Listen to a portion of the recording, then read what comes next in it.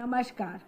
13 सितंबर 2025 से मंगल का गोचर तुला राशि में हो रहा है और यहाँ पर बैठकर राहु की पूरी दृष्टि मंगल पर है और गुरु की भी पूरी दृष्टि मंगल पर है।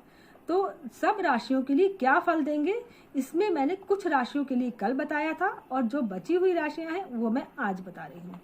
तो अब कन्या राशि तक मैंने कल बताया था, आज है तुला राशि। तो तुला राशि में मंगल आपके लग्न भाव में बैठेंगे। तो मंगल क्या है? आपका पराक्रम है, आपका आत्मविश्वास है, ऊर्जा है। तो इस समय आपके इन सब चीज़ों में वृद्धि हो जाएगी, आपके व्यक्तित्व में इन सब चीज़ों का समावेश ज़्यादा हो जाएगा। और चूंकि राहु की दृष्टि पड़ रही है तो ये सब चीज़ें डबल हो जाएंगी।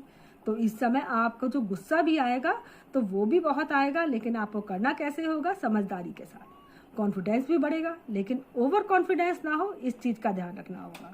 हाँ, जीवन साथी से मन मुटाव, क्योंकि सातवीं दृष्टि सातवें भाव पे ही पड़ेगी। तो इसलिए इस चीज़ का आपको बहुत ध्यान रखना होगा, क्योंकि साझेदारी में या जीवन साथी के साथ वाद विवाद होने की पूरी संभावना है। तो ये समय आपको बहुत ज़्यादा ध्यान रखने की ज़रूरत है। और इस समय सिर दर्द या ब्लड प्रेशर हाई होना, इस तरीके की प्रॉब्लम आ सकती है, तो इसका भी ध्यान देना होगा। दूसरा है वृश्चिक राशि। तो वृश्चिक राशि के लिए आपके 12वें भाव से हो रहा है। तो 12वां भाव किसका है? आपके व्यय का है। तो इस समय आपका व्यय बहुत होगा, उस पर आपको नियंत्रण रखना होगा। और ये वो समय है जब आपके पराक्रम में तो वृद्धि होगी, क्योंकि चौथी दृष्टि पराक्रम भाव पर है, तो वहाँ वृद्धि होगी, लेकिन आपके रोग ऋण शत्रु में भी वृद्धि होगी। तो इसका भी आपको ध्यान रखना होगा और इसके लिए भी सावधानी रखनी होगी। अब ये तुला राशि में रह करके व्यय भाव में है, तो ये वो समय है कि आपको अपने चरित्र पर बहुत ध्यान रखना होगा, क्योंकि इस समय वो समय है कि आपको गलत संबंधों में जाने की पूरी संभावना है। तो इस चीज़ से आपका बहुत ध्यान रखना होगा, तो ये आपका गोचर सही से निकल जाएगा।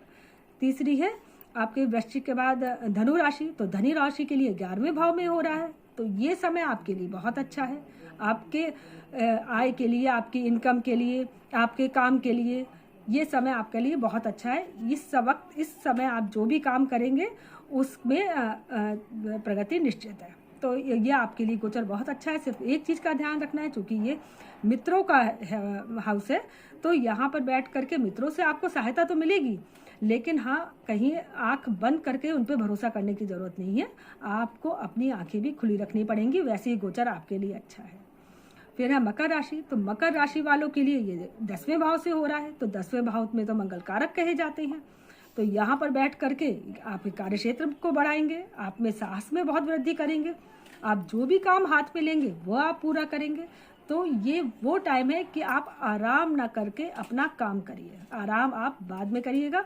ये वो समय भुनाने का टाइम है, तो आप इस समय को अच्छे से यूज़ करिए, जिससे कि आपकी प्रगति सही हो, निश्चित हो। यह गोचर आपके लिए बहुत अच्छा है। इसके बाद है कुंभ राशि। तो कुंभ राशि के लिए आपके 9वें भाव से हो रहा है। तो 9वां भाव किसका है? आपके पिताजी का है, धर्म का है, यात्रा का है। तो आप इस वक्त यात्रा करिए, क्योंकि ये आपकी इनकी चौथी दृष्टि व्यय भाव पे भी है। तो आप इस वक्त जो व्यय करिए, व्यय तो आपका होगा ही होगा, तो आप तीर्थ यात्रा के लिए करिए तो वो अच्छा होगा। धर्म के लिए करिए, क्योंकि पैसा तो आपका जाना ही है, लेकिन अच्छी चीज़ों में जाए तो वो ज़्यादा अच्छा है। लेकिन हाँ, पिताजी की सेहत का ध्यान रखना होगा, इस चीज़ का ध्यान रखना है। अब इसके बाद है मीन राशि। तो मीन राशि के लिए आपके ये 8वें भाव से हो रहा है। तो 8वें भाव से होने के कारण यहाँ पर दिक्कत होगी, क्योंकि राहु की भी दृष्टि है। तो हो सकता है चोट चपेट किसी भी तरीके की, या कोई भी कमर से नीचे के अंगों में कोई भी परेशानी हो जाए, और अगर किसी का ऑपरेशन होने की संभावना हो तो वो भी हो सकता है। तो इस समय आपको बहुत ज़्यादा ध्यान रखने की ज़रूरत है। लेकिन हाँ, जो व्यक्ति ऑकल्ट से जुड़े हुए हैं, कोई भी ज्योतिष या तंत्र मंत्र विद्या से जुड़े हुए हैं, उनके लिए यह समय बहुत अच्छा है।